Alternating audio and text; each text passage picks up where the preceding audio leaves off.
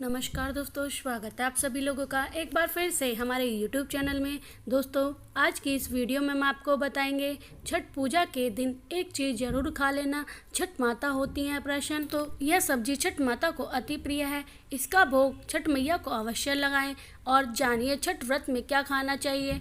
और छठ मैया को 3 चीज़ कभी मत चढ़ाना, व्रत टूट जाता है, संतान को होते हैं कष्ट। छठ माता कौन से कपड़े पहने चाहिए और कौन से नहीं, इस रंग के कपड़े पहने कभी मत पहनना, व्रत टूट जाता है। छठ मैया को किस प्रकार का भोग नहीं लगाना चाहिए और छठ व्रत में कौन सी गलती नहीं करनी चाहिए। और यदि जिसके घर में पास में नदी या तालाब या गंगा या समुद्र नहीं है तो वह क्या करें। और साथ ही जानिए 3 ऐसी महिलाएं जिन्हें छठ का व्रत नहीं रखना चाहिए, छठ पूजा नहीं करनी चाहिए, घोर पाप लगता है, व्रत टूट जाता है, उल्टी संतान के जीवन भर कष्ट मिलते हैं। और यदि अपने छठ पूजा में यह कार्य कर लिया तो यह उपाय कर लिया तो आपको दुनिया की कोई भी ताकत करोड़पति होने से नहीं रोक पाएगी। हैप्पी जिंदगी चैनल घर के सदस्य भी, महिला भी ये कार्य जरूर करती हैं, लेकिन 3 सब्जी में से एक सब्जी छठ माता को जरूर भोग में शामिल करें। अपनी पूजा की टोकरी में यह सब्जी जरूर रख लेना, नहीं तो अधूरा रह जाएगा, पूरे साल का फल आपको विफल हो जाएगा। माता इस सब्जी से बहुत ही खुश होती हैं और आपका व्रत सफल हो जाता है, देती हैं मनवांछित फल। छठ पर्व पर आप अपने यह खूबसूरत वीडियो को मिस कर दिया तो समझो आपने छठ मैया का आशीर्वाद ठुकरा दिया है। इस वीडियो को अंत तक जरूर देखना, आपकी आंखें खुली रह जाएंगी। छठ माता बहुत ही प्रसन्न होती हैं, आपके घर में ढेरों खुशियाँ बरसाती हैं, दौलत बरसाती हैं, माता का प्यार बरसाती हैं। जरूर पूरी वीडियो को देखें, अधूरा ज्ञान हमेशा लटकीली तलवार की तरह ही होता है, इसलिए खूबसूरत वीडियो को लुत्फ उठाएं और वीडियो को लाइक जरूर कर दें। हिंदू पंचांग के अनुसार छठ हर वर्ष कार्तिक मास के शुक्ल पक्ष की पश्चिमी यानी कि छठी तिथि पर मनाया जाता है। यह हमेशा दीपावली के 6 दिन बाद पड़ता है, जो नहा खाई की परंपरा है प्रारंभ होता है। यह व्रत करने वाले व्रतधारी 36 घंटे तक निर्जला व्रत रखते हैं, जिसके बाद छठ मैया की आराधना और सूर्यदेव को अर्घ्य देने के बाद इस व्रत का समापन किया जाता है। संतान आपकी बार बार बीमार पड़ जाती है, सर्दी जुकाम, बार बार अस्पताल में बच्चा भर्ती होता है, उसे इंजेक्शन बार बार लगते हैं, बच्चे के शरीर पर सूजन आ जाती है, पैरों में तकलीफ, शरीर में तकलीफ, तब ऐसे समय में उस स्त्री को छठ पूजा अवश्य करनी चाहिए जिसकी संतान को कष्ट मिलते हैं। तब छठ मैया की कृपा, छठ माता स्वयं उस संतान की रक्षा करती हैं। छठ मैया बहुत ही प्यारी हैं, संतान स्वयं रक्षा करती हैं, परिवार की रक्षा करती हैं, परिवार में कभी भी विपदा नहीं आती है। छठ माता का हृदय कोमल है जिसकी आप कल्पना नहीं कर सकते, खासकर संतान दीर्घायु होती है, परिवार खुशहाल होता है, जीवन भर इतना घर में सुख बरसता है जिसकी आप कल्पना भी नहीं कर पाएंगे। छठ मैया ब्राह्मण की माँ है, संसार की माँ है, संतान की माँ है। जो सच्चे दिल से एक बार छठ मैया को प्रसन्न कर लेता है, समझो उसने 7 बार पृथ्वी की परिक्रमा कर ली, गंगा स्नान कर लिया, धार्मिक यात्रा पर कर ली, दोस्तों देवताओं की परिक्रमा कर ली। माना जाता है कि छठ पूजा 2024 शुभ मुहूर्त कार्तिक माह के शुक्ल पक्ष पश्चिमी 7 नवंबर को देर रात 12:01 पर शुरू होगा और 8 नवंबर को देर रात 12:34 पर समाप्त होगी। देखिए, छठ पूजा वाली टोकरी में हमेशा एक ऐसी सब्जी है जिसे जरूर शामिल करना चाहिए। यह सब्जी बड़ी आसानी से मिल जाती है, पूजा टोकरी में जरूर होनी चाहिए। चलिए जानते हैं वह कौन सी ऐसी सब्जी है जिसे छठ माता के भोग में जरूर शामिल करना चाहिए। माता बहुत ही खुश हो जाती हैं, प्रसन्न हो जाती हैं, यह सब्जी बड़ी आसानी से उपलब्ध हो जाती है। आइए जानते हैं। देखिए, माता के भोग में माता की टोकरी में फल फ्रूट आदि आप सब अवश्य रखें, सब्जी अवश्य रखें, लेकिन क्या आप जानते हैं कि इस सब्जी के बगैर व्रत अधूरा रह जाता है।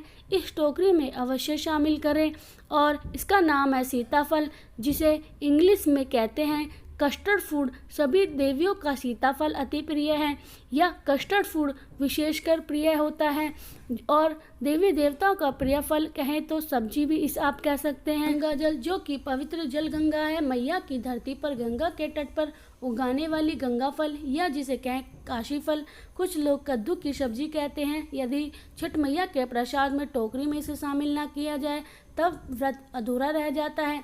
इसे साक्षात देवी देवता ग्रहण करते हैं। इसके बगैर भंडारा आदि जागरण भी अधूरा रह जाता है। तो छठ मैया अवश्य इस भोग में शामिल करती हैं। सीताफल और गंगा फल या कह सकते हैं इसे कद्दू सब्जी, यह जरूर शामिल होना चाहिए, तभी व्रत सफल होगा। गंगाजल की सब्जी में यानी कि कद्दू की सब्जी जो होती है, जो फल होता है, इसमें 33 कोटि देवी देवता स्वयं इसे भोजन के लिए पधारे हैं। यह बहुत ही शुभ और मंगलकारी फल सब्जी है। इसे यदि आपने शामिल नहीं किया तो समझो आपने ईश्वर की कृपा ठुकरा दी है, छठ मैया को नाराज कर दिया है। गंगाजल की तरह पवित्र और गंगाजल की तरह शुभ फल माना जाता है। आप कुछ करें या ना करें, पर सीताफल या इंग्लिश में कहें तो कस्टर्ड फूड और कद्दू की सब्जी, गंगाजल की सब्जी अवश्य पूजा सामग्री में शामिल करें। अत्यंत आश्चर्यजनक रूप से, बहुत ही शुभ और विशेष रूप से मनुष्य के लाभ के लिए अति उत्तम है। छठ माता के प्रसाद में यह 7 प्रकार की फल सब्जी अवश्य रखी जाती हैं। उनके नाम सरकंद, मूली की सब्जी, लौकी की सब्जी, गाजर, हरे भरे सिंगाड़े, हल्दी और अदरक प्रमुख फल और सब्जी हैं। यह सारी सब्जियां और फल पूजा सामग्री में जरूर शामिल की जाती हैं। खासकर छठ वाले दिन पर्व पर जब व्रत आपको सफल हो जाए तो तब घर में सभी सीताफल अवश्य खाना चाहिए। इसे शरीफा भी कहते हैं। इसमें माता सीता का आशीर्वाद होता है, देवताओं का आशीर्वाद होता है, बहुत ही सकारात्मक परिणाम मिलते हैं। कद्दू की सब्जी, गंगा फल की सब्जी घर में अवश्य बनाना चाहिए और परिवारजनों को मिलवाकर खाना चाहिए। इस दिन कद्दू की सब्जी या गंगा फल की सब्जी की जिसे कहते हैं, इस दिन अमृत बन जाती है, तो जरूर घर में बनाएं। और छठ का पूजा काम आने वाली जरूर सामग्री, नए वस्त्र लाल होने चाहिए, पीले होने चाहिए, हरे होने चाहिए, गुलाबी होने चाहिए, लेकिन सफ़ेद वस्त्र नहीं होने चाहिए, घोर पाप लगेगा। काले वस्त्र भी नहीं होने चाहिए, छठ माता नाराज हो जाती हैं। काली चीज़ हमेशा अंधकार की फल देती है। शुभ समय पर काले वस्त्र नहीं पहनने चाहिए, बाकी दिन आप पहन सकते हैं। सफ़ेद वस्त्र इस दिन जो महिला धारण करती है, समझो आपके घर में कष्ट आने वाला है, संतान पर विपदा आने वाली है। शुभ समय पर, शुभ मुहूर्त पर छठ पूजा में साफ वस्त्र, काले वस्त्र भूलकर भी ना पहने, संतान को कष्ट मिलते हैं और जीवन में अशांति फैल जाएगी। सफ़ेद और काले वस्त्र नहीं पहने, फिर चाहे आप साफ सुथरे पुराने वस्त्र पहन सकते हैं, लेकिन काले और सफ़ेद वस्त्र मत पहनना। एकदम सफ़ा छठ काले सफ़ेद वस्त्र पूजा पाठ में उपयोग नहीं करते हैं। खासकर सुहागन महिला, कुंवारी कन्या सफ़ेद रंग का सूट पहन सकती हैं, लेकिन शादीशुदा भूलकर भी नहीं पहने। पुरुष भी सफ़ेद वस्त्र पहन सकते हैं, लेकिन शादीशुदा भूलकर भी छठ का व्रत करने वाली महिलाओं के लिए नई साड़ी परंपरा है। घर के पुरुष भी नए वस्त्र पहनना चाहिए। यदि नए वस्त्र नहीं है तो आप वस्त्रों को धोकर गंगाजल छिड़क कर वस्त्र पहन सकते हैं। इस बस मन में सच्ची श्रद्धा होनी चाहिए। सच्ची श्रद्धा वह होती है जिसे स्वयं ईश्वर दौड़ते चले आते हैं। एक मिश्री का टुकड़ा भी यदि सच्चे हृदय से चढ़ा दिया तो भगवान भक्त की पुकार सुनकर दौड़े चले आते हैं। दोस्तों, शुभ को और टोकरी छठ पूजा में एक बांस का बना हुआ है। शुभ और बांस की 2 टोकरी की ज़रूरत पड़ती है, जिसमें छठ पूजा का प्रसाद रखा जाता है। नए बर्तन आप पूजा की सामग्री में 1 गिलास, 1 लोटा और 1 थाली भी होनी चाहिए। गन्ने, छठ पूजा के दौरान गन्ने की विशेष ज़रूरत पड़ती है, इसलिए छठ पूजा के लिए 5 गन्ने का इंतजाम भी करके रखें। ध्यान रखें कि ऐसे गन्ने की पूजा के इस्तेमाल न करें जिसके पत्ते टूटे हुए। फल और सब्जी, छठ पूजा में फलों की विशेष रूप से ज़रूरत पड़ती है। फल में आप नाशपाती, सेब, संतरा, केला, अंगूर, खरबूजा, तरबूजा आदि, सब्जी भी सिंगाड़ा, शकरकंद, आलू की गाजर आदि चीज़ें पूजा में शामिल होती हैं। अन्न और मिठाई, गेहूं और चावल, आटा भी छठ पूजा में रखा जाता है। शहद, गुड़ और मिठाई की भी छठ पूजा में ज़रूरत पड़ती है। पूजा सामग्री में दूध और जल, धूप और अगरबत्ती, दीपक और सरसों का तेल, गन्ने के पत्ते के साथ पान के पत्ते, सुपारी, सिंदूर और कुमकुम, हल्दी की गांठ, लौंग, इलायची, अन्य सामग्री। इसके अलावा पूजा सामग्री ठेक हुआ हल्दी, मूली, अदरक, सरफा, नाशपाती और बड़ा वाला मीठा नींबू, चावल और 5 सुपारी भी रखनी चाहिए। दोस्तों, एक बहुत ही इम्पोर्टेंट, बहुत सी ज़रूरत है, यह किसी भी भक्तजनों को जानना विशेषकर अति आवश्यक है। जब आप गंगा में स्नान करने जाएं, गंगा में जब आप अपने कदम रखें तो इस मंत्र को बोलना बहुत ज़रूरी है, नहीं तो पूजा पाठ का फल राक्षस को प्राप्त हो जाता है। आइए जानते हैं गंगा में प्रवेश करते समय मंत्र कौन से हैं। क्यों आप छठ पूजा के लिए गंगा में प्रवेश ही करेंगे तो इस मंत्र को बोल देना और गंगा में प्रवेश करना जाना, तभी छठ का व्रत पूर्ण होता है। कई लोग क्या करते हैं, बिना मंत्र के गंगा में प्रवेश कर जाते हैं, उनके समस्त फल राक्षस को चला जाता है। आइए जानते हैं मंत्र। गंगा में छठ पूजा के समय प्रवेश करते समय यह मंत्र बोलना है। गंगे च यमुने च गोदावरी सरस्वती नर्मदा सिंधु कावेरी जल शिगम संधिव कुरु। दोस्तों, दूसरा मंत्र है ओम हरीम गंगे स्वाहा।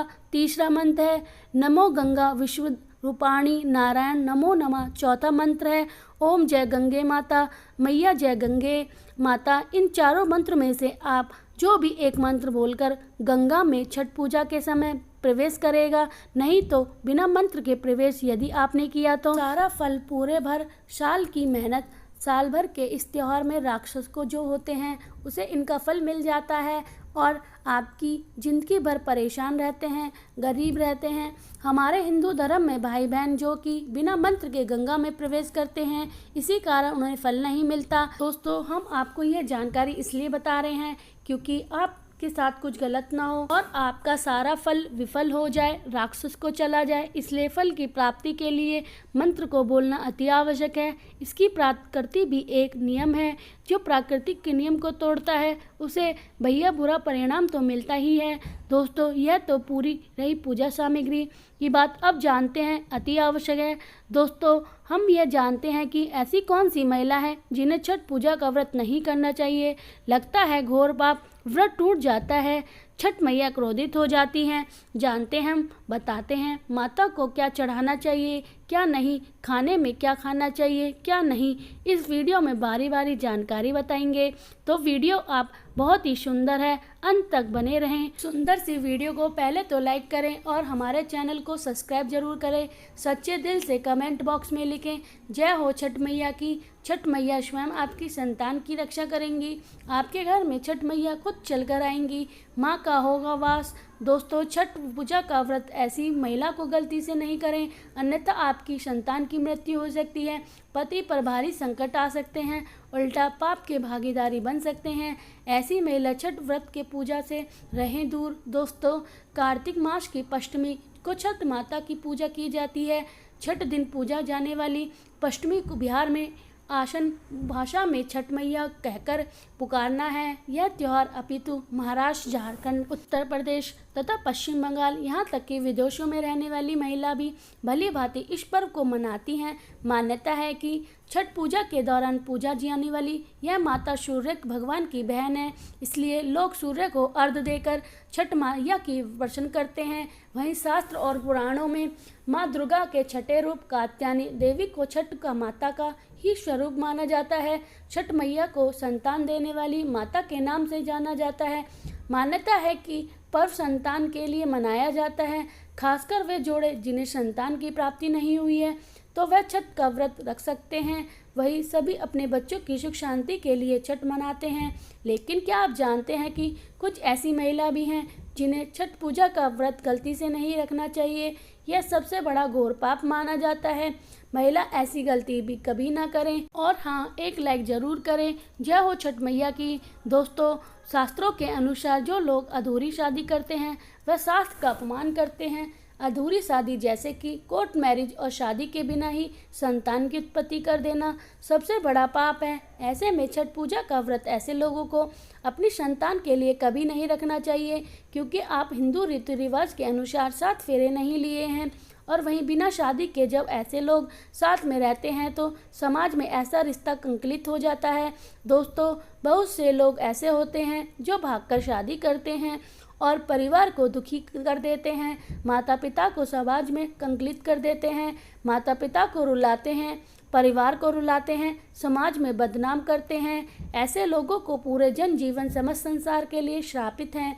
यह देखिए, परिवार को रुलाकर हमेशा रिश्ते अनर्थ ही होते हैं, रिश्ते जुड़ते नहीं। इसलिए जो लोग भागकर शादी करते हैं, कोर्ट मैरिज कर लेते हैं, साथ ही फेरे नहीं लेते हैं, हिंदू रीति रिवाज के साथ आशीर्वाद नहीं लेते हैं, विवाह नहीं करते हैं, तो उसके लिए यह व्रत उचित नहीं है। 7 फेरों का मतलब है कि आपने अग्निदेव का आशीर्वाद लिया है, 33 कोटि देवी देवताओं का आशीर्वाद लिया है, माँ बाप का आशीर्वाद लिया है, परिवार का आशीर्वाद लिया है, समाज को मान सम्मान दिया है।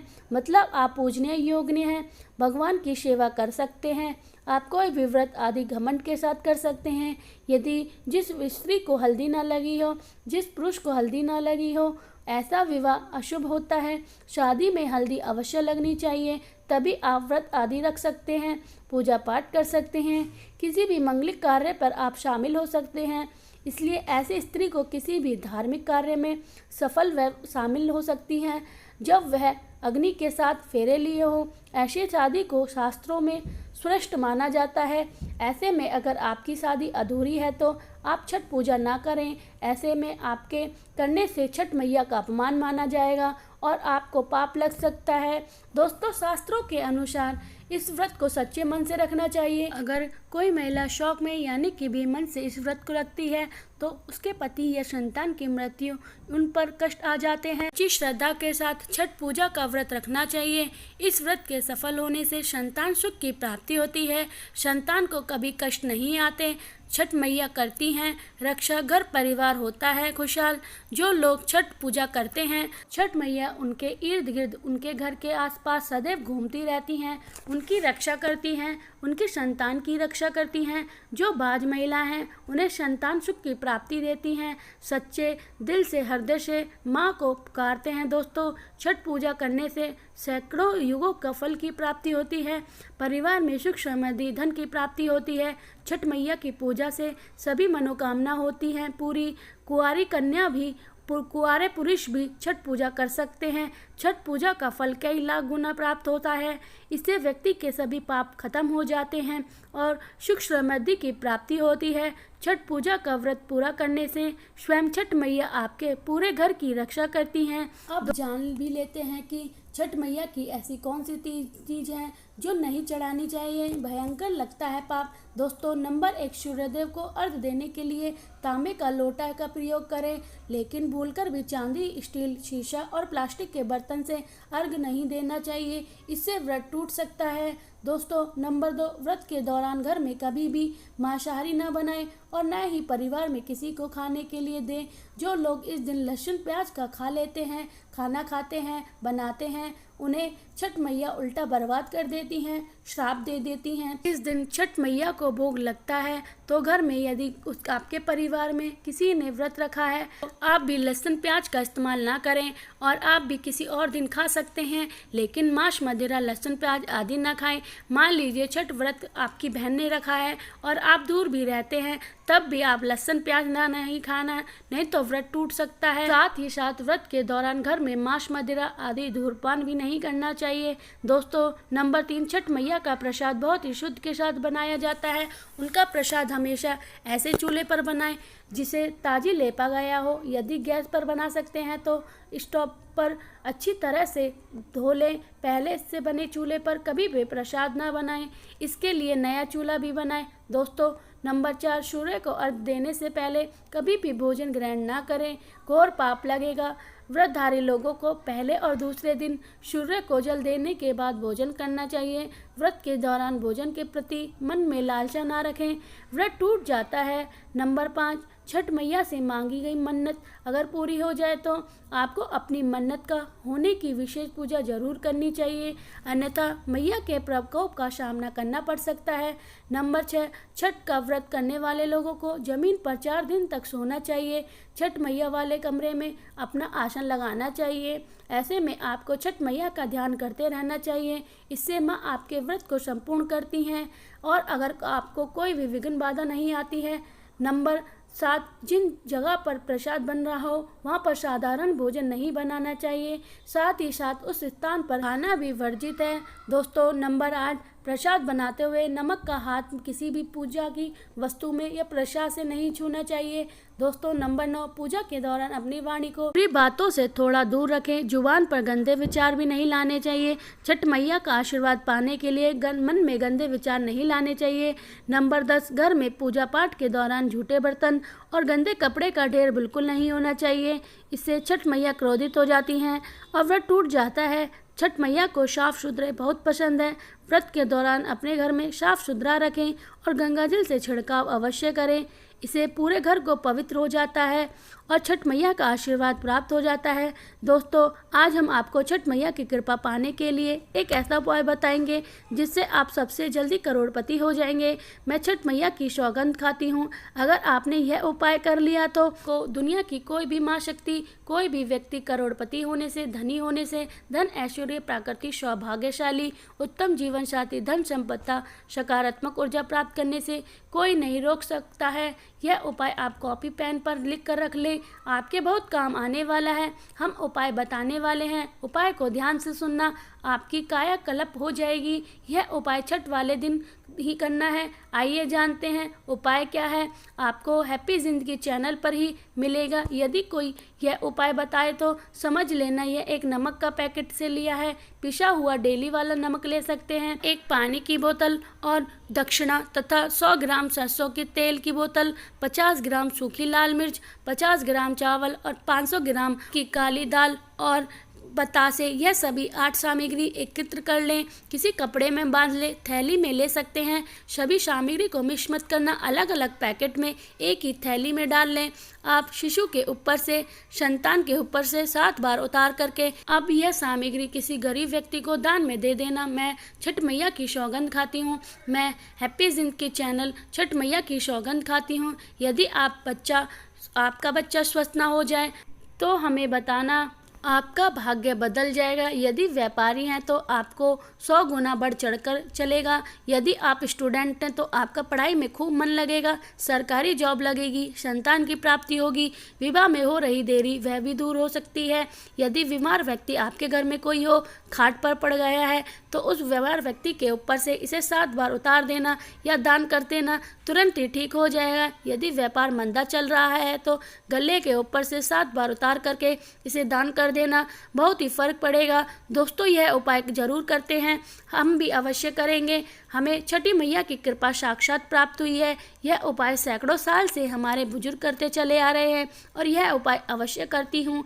आप कार्य पूर्णिमा अवश्य पर भी जरूर करें। दोस्तों एक और महा उपाय, नदी या तालाब, समुद्र के तट पर अवश्य जाए। छठ मैया के लिए यह उपाय आपको सोए हुए भाग्य को चमका देगा। आइए जानते हैं। देखिए छठ मैया की पूजा के लिए आप तट पर अवश्य जाए। अपने हाथ में एक तांबे का लोटा, 1 रुपये का सिक्का या चांदी का सिक्का अवश्य लेकर जाएं और यह आपकी पूजा संपन्न हो जाएगी। तब छठ मैया का मंत्र बोलकर इस सिक्के को पानी में प्रवाहित कर देना है, विसर्जित कर देना है। मंत्र ओम ह्रीं सूर्याय नमः, इस मंत्र को 3 बार बोलना है और सिक्के को जल को विसर्जित कर देना है। फिर आप देखना है लंबे समय से जो परेशानी चल रही थी वह दूर हो जाएगी, लंबे समय से जो बीमारी थी दूर हो जाएगी, लंबे समय से घर में जो गरीबी थी, किसी का श्राप लगा था, संतान बीमार है, वह भी ठीक हो जाएगी।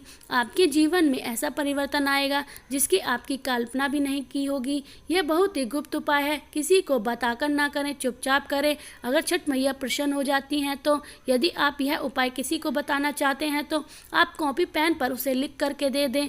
आप उसे ना बोलें, विशेष चमत्कार है, यह सिक्के का उपाय है, बहुत ही गुप्त उपाय है, आपको रंग से राजा बना देगा। बस इस उपाय का आपको ढिंढोरा ना पीटे, गुप्त तरीके से कर देना है। दोस्तों आप में से कौन कौन छठ मैया का आशीर्वाद पाना चाहता है तो सच्चे दिल से कमेंट बॉक्स में जय हो छठ मैया की। छठ मैया के लिए एक लाइक तो बनता है। दोस्तों अगर आपने यह उपाय कर लिया तो आपको करोड़पति होने से कोई नहीं रोक सकता।